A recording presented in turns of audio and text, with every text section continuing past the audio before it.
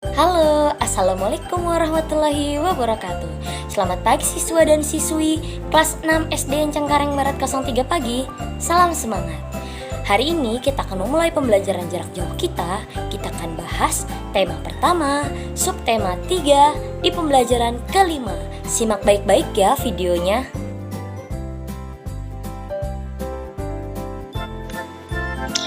Tujuan pembelajaran hari ini adalah: pertama, membaca informasi tentang ASEAN dan kondisi geografisnya. Siswa mampu menyebutkan kehidupan sosial budaya, ekonomi, politik, dan dari dua negara ASEAN dengan benar.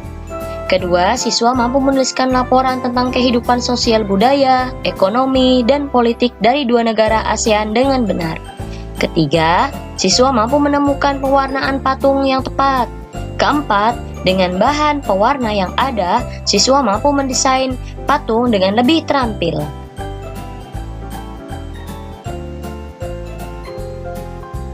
Nah, di sini kita bisa lihat peta ASEAN. Kita akan mengulang kembali 10 negara-negara ASEAN, lalu kita akan menyebutkan di mana letak geografisnya. Yang pertama, Indonesia. Yang kedua, Malaysia. Yang ketiga, Brunei Darussalam.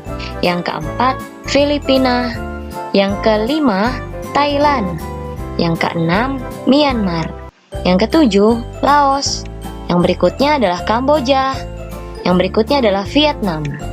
Yang berikutnya adalah Singapura. Kita akan menarik garis sesuai dengan letak wilayahnya dan geografisnya. Indonesia. Negara Indonesia bagian utaranya berbatasan dengan Singapura, Malaysia, Laut Cina Selatan, Selat Malaka, dan Samudra Pasifik. Malaysia. Bagian utara berbatasan dengan Thailand, Kepulauan Filipina, dan Laut Cina Selatan. Yang ketiga adalah Brunei Darussalam.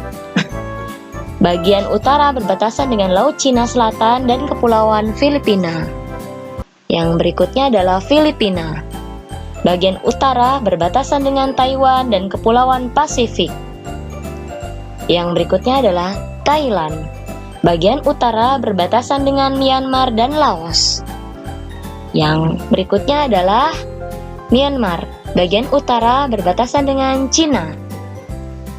Yang berikutnya adalah negara Laos. Negara Laos ini bagian utara berbatasan dengan Cina dan Myanmar.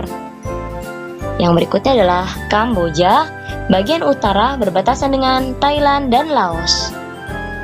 Yang berikutnya, negara berikutnya adalah Vietnam, bagian utara berbatasan dengan Cina.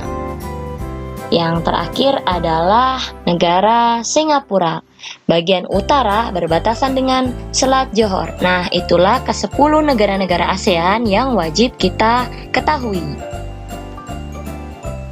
Selanjutnya yang akan kita bahas adalah flora dan fauna endemik negara-negara di Asia Tenggara.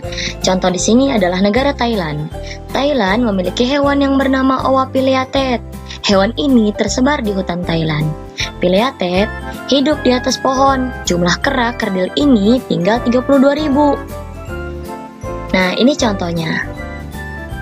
Selanjutnya di sini ada teks bacaan mengenai flora dan fauna hewan-hewan langka yang ada di ASEAN. Kita baca sama-sama ya.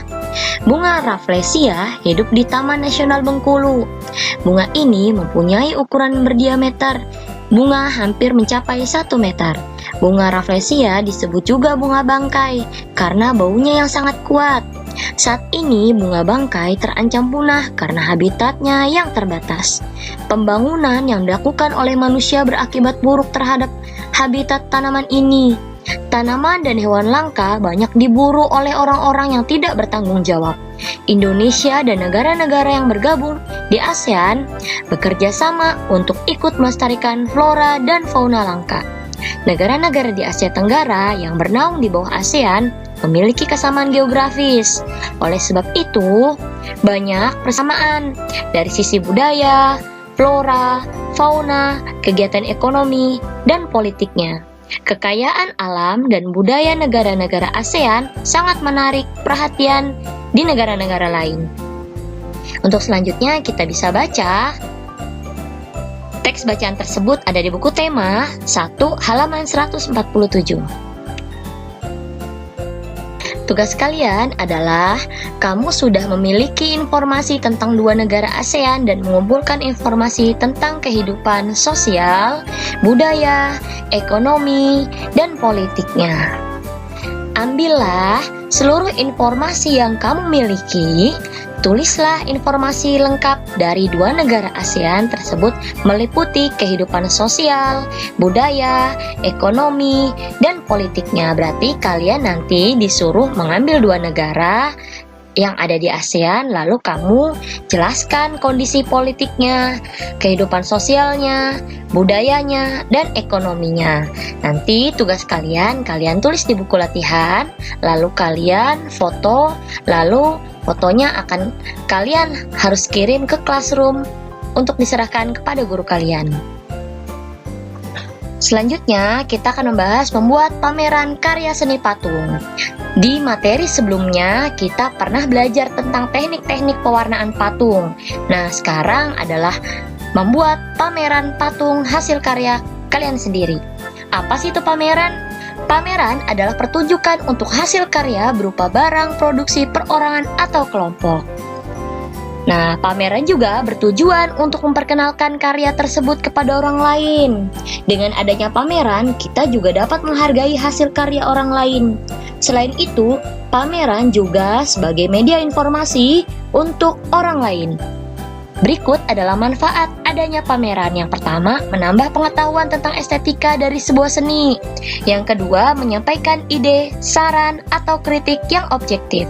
Yang ketiga, terdapat persaingan untuk berkarya untuk lebih baik lagi.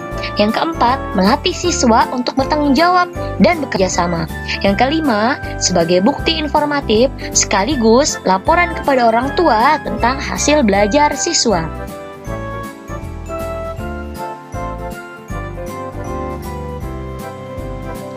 Nah, berikutnya ada beberapa tahap agar pameran dapat berjalan dengan lancar. Kita lihat ya.